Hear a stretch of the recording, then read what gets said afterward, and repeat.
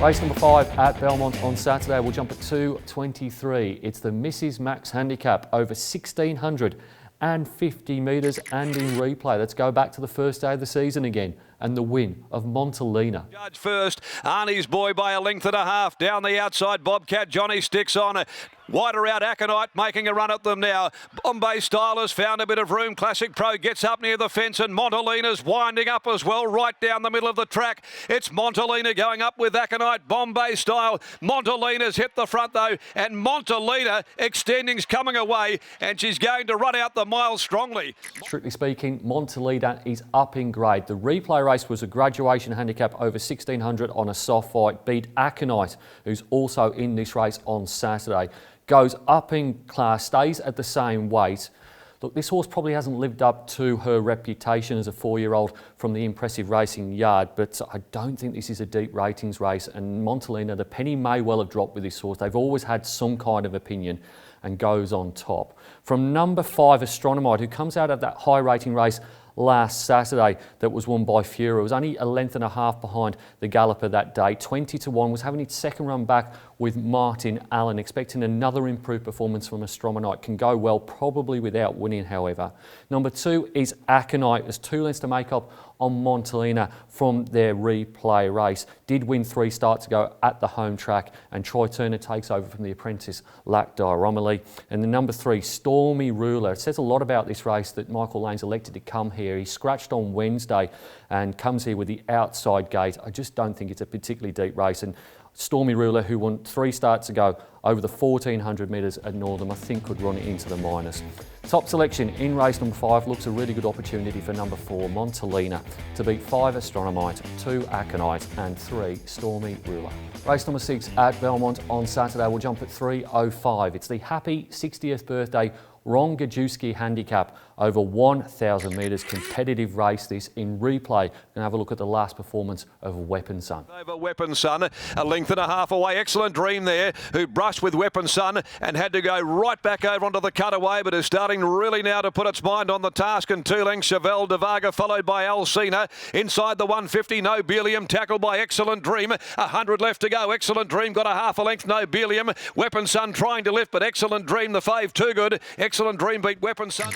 Deep race to start the quaddie here. Number 4, Weapon Son, hasn't raced for 24 days, was scratched because of a race day mishap not all that long ago. So you're going to have to trust that he's good to go here. He's had 2 runs this preparation, second behind Elite Street and then second behind Excellent Dream. I think that form stacks up here in this graduation handicap. They've both been over the 1,000 metres at Belmont Park. He's drawn gate number 8. The stacks of speed engaged here. He can be pretty handy without being at the very, very front. And I think he probably is the one to beat. Number 12 is LAINA. Blinkers on, winkers off here. Chris Parnham goes on. He comes out of the Super X race. That's a key form reference here, won by the Luke Fernie galloper back on the 5th of August. He was finishing very fast. They didn't go particularly hard in that race. In fact, they went pretty slowly for the first half of it. I think this sets up quite good for LAINA, who's drawn gate number 4. Peak performance is probably not up to winning a race of this quality, but I just think it might be run to suit. Number 3 is ATM. Now, this horse's peak performance is certainly good enough. Blinkers off here for Greg Cave and Sean O'Donnell. Has drawn a horrible gate, 14 off 15. But the early runs last campaign of ATM were very, very good indeed. And I'm very wary of this galloper, albeit from a wide gate. And then number 2, the aforementioned Super X. First up without a trial in WA1. That was on the 5th of August, just beat Mia Dolce. But the figures out of the race were very, very ordinary indeed. So a watch, but not too much respect. Top selection in race number 6 is number 4, Weapon Son, to beat 12 LAINA, 3 ATM and 2 Super X. Race number 7 at Belmont on Saturday is the main event. It will jump at 3:45. It is the Heineken Belmont Newmarket, a listed race over 1,200 metres, the first black type race of the new WA season and in replay. Let's have a look at the latest trial of Free Trade. Sent up out wider, 4 deep as they corner, then Sophie's Song, followed by Moulton and Gisato. He hasn't moved on Free Trade. Free Trade is bowling along, leading by 1 3/4. Undisclosed down the outside. Watch Me Dance is back in the centre. Now he gives it an inch of rain. Free Trade. Free Trade leads by 1 1/4. Watch Me Dance on the outside is Undisclosed, but Free Trade is doing it easily, and Free Trade goes home to beat Undisclosed. Free Trade is a rising star. He's heading towards probably the Railway Stakes during the Tab Touch Masters. He's looked the goods in the 2 trials. We showed you the most recent of those, beat Undisclosed. Prior to that, had beaten Cliffs of Comfort. Gets gate number 2 here. Has to give weight all round, but if he's a railway horse, he can win this off a rating of 98. And the map is very, very kind. He looks like the leader. He looks like being in front of all the major rivals in the race. I don't think they're going to go particularly hard here as well. If he's any good at all, he should be winning the Newmarket. Goes on top from number 7, Multiverse, who likes the 1200 metres at Belmont Park, likes the soft tracks, and maps really nicely as well. Maps to probably stalk Free Trade here from gate number 3. Saracino might come forward as well, but Multiverse was pretty good behind Red Can Man from gate number 8 when running on behind that winner. Was only beaten 2 1/4 lengths, 54 kilos. I think Multiverse can play a part here. Number 4 is Floyd. Now, his first up performances are normally pretty good. His second up performances are equally good, if not better. He won the Jockey Celebration Day Sprint first up, and he comes here second up for Jared Noski and Teen Gangemi. He can win without surprising, but I think Free Trade's certainly the one to beat here. And then number 2, Lockroy. Now, hasn't won for 378 days, Lockroy, but the gates, I think the key thing. He's got gate number 1. There's not a lot of speed in gate, so I think he can be there or thereabouts in the run, and he was second behind Red Can Man in the Bolton last time out. Top selection in race number 7 is number 1, Free Trade, to beat 7 Multiverse, 4 Floyd and 2 Lockroy. Race number 8 at Belmont on Saturday will jump at 4:25. It is the Varley Marjorie Charlson handicap over 1200 metres.